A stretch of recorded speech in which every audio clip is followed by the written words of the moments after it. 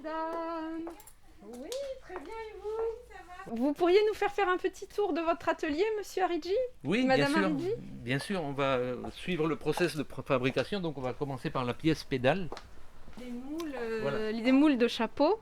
Alors, en fait, les chapeaux sont formés dans des formes en aluminium. Et au fil du temps, donc on existe depuis une trentaine d'années, on a racheté en fait le matériel de 3 usines. Du coup, on a plus de 600 formes en aluminium et c'est un peu le capital de l'entreprise. Une fois que les chapeaux sortent de là, le bord est cousu sur des machines qu'on va aller voir maintenant et dont certaines machines ont plus d'un siècle. Comme vous voyez là, il est en train de... Donc il a cousu le bord du chapeau. Une fois que ça sort de là, ça repasse sur la forme pour être pressé, nettoyé et bichonné, qui est un terme de la chapellerie. Une fois que c'est bichonné, après on pose les garnitures extérieures. En tout cas, c'est magnifique. Là, Voilà. maintenant, il va falloir que vous vous projetiez dans le nouveau bâtiment, que vous repositionniez un petit peu tout. C'est magnifique, hein. Ce sont de très très beaux produits que vous proposez là. Et là, on relocalise. Du coup, on voudrait bien les remonter parce qu'on en a vraiment besoin. Et il y a un vrai regain du Made in France actuellement. Oui, c'est aussi ça voilà. qui est fabuleux, c'est que vous avez aussi relocalisé toute la production en France.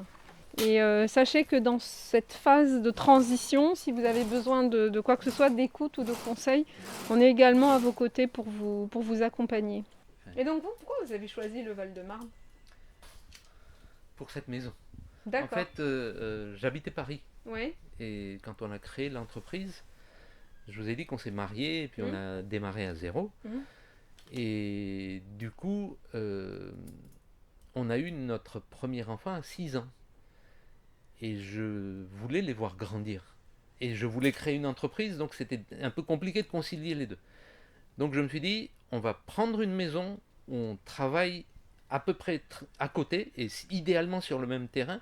Du coup, on allait à 8h30 déposer nos enfants, à 11h30 les chercher, à 1h30, à 4h30. Donc une vraie conciliation, vie professionnelle, vie privée. Et ils n'ont presque jamais mangé à la cantine. Mon fils, ça ne m'étonne pas du tout qu'il soit avec nous maintenant, parce qu'il avait son petit lit à côté des machines à coudre et il connaissait toutes les couleurs à l'âge de 3 ans. C'est une vraie histoire entrepreneuriale et familiale en même temps, c'est ça? Alors on voit que vous êtes passionné et que là maintenant vous êtes à un virage au niveau du développement de votre entreprise. Et donc vous n'avez pas hésité à faire recours à l'État et aux appels à projets du plan de relance. Parlez-nous de cette expérience du recours aux appels à projets. L'objectif ici était donc de se développer. On est dans un local qui est exigu, donc où on a vraiment besoin de place. Oui. Donc c'était une recherche de local. On recherchait à faire aussi un développement dans l'agroalimentaire. Et là, comme par hasard, le local se prêtait vraiment à faire les deux activités. On cherchait des solutions. Et qu'est-ce qui vous a décidé à le faire du coup ? Alors, c'était la période, en plus une période compliquée, avec la crise sanitaire, avec une chute de chiffres. Mais bon, on veut y arriver quand même. Et en même temps, vous m'aviez dit, il y avait un terme qui m'avait touché la première fois qu'on avait discuté ensemble, c'est que vous cherchiez l'avantage dans cette difficulté. Et que dans toute situation difficile, votre philosophie vous amenait à trouver quel était l'avantage que vous pourriez retrouver dans la situation.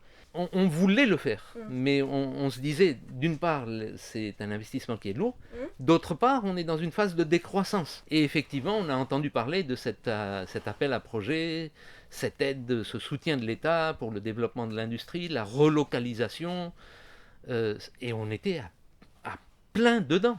La première étape, ça a été la rencontre avec une personne de la Chambre de commerce. Et c'est dans ce cadre que j'ai rencontré une conseillère de la Chambre de commerce et je lui ai parlé de ce projet et je lui ai parlé du bâtiment et elle m'a dit mais déposez votre demande, vous êtes pile dedans. Vous soutenez beaucoup l'emploi des jeunes, vous me l'aviez dit précédemment.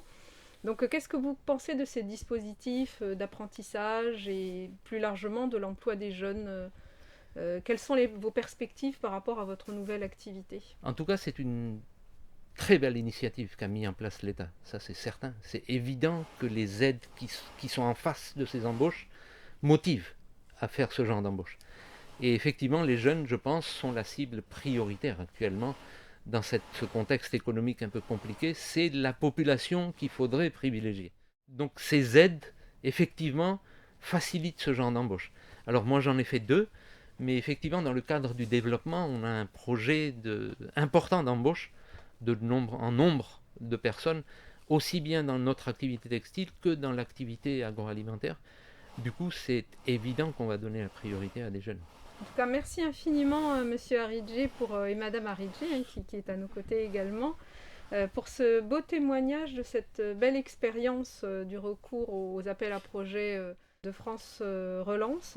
En tout cas, je vous remercie infiniment pour ce témoignage, Monsieur et Madame Haridji, et bravo pour ce bel exemple d'entrepreneuriat dans le Val-de-Marne et plus particulièrement sur la commune de Champigny.